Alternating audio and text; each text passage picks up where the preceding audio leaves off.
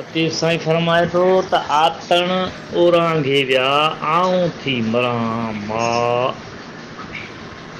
इथूं थींदसि पेर ते है है करे हाय जीअं मुंहुं न जुगाए पिरी तां पासो पियो। हाणे ही सुर हुसैनी आहे ऐं दास्तान अठनि जो पहिरियों बैत आहे आलवाणी साहिब जो सालो आहे।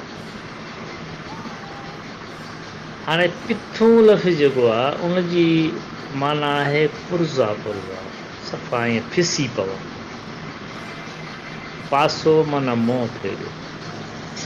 ऐं हिन में लतीफ़ साईं चवे थो त हू आतण उरांघे हलिया विया।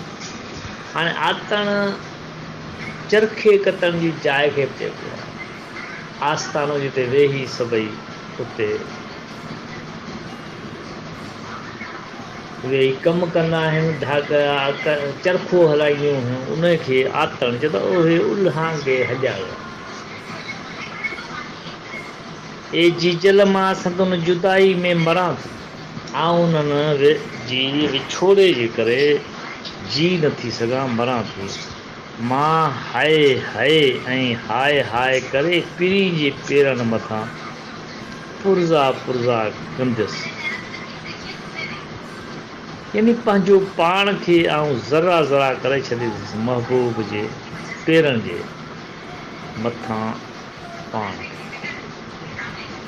हींअर मूं लाइ जीअण वाजिबु नाहे माना मुंहिंजो को बि हक़ु नाहे त आऊं जीअं छो त महबूबनि मूंखां मोह मोड़ियो आहे। हाणे जॾहिं महबूब मोह मोड़ींदो आहे त पोइ इंसान तोड़े को बि हुजे पर उन जी कैफ़ियत इहा हूंदी आहे त हू पंहिंजे जीअण जी ज़िंदगीअ ताईं हथु खणी वठंदो आहे।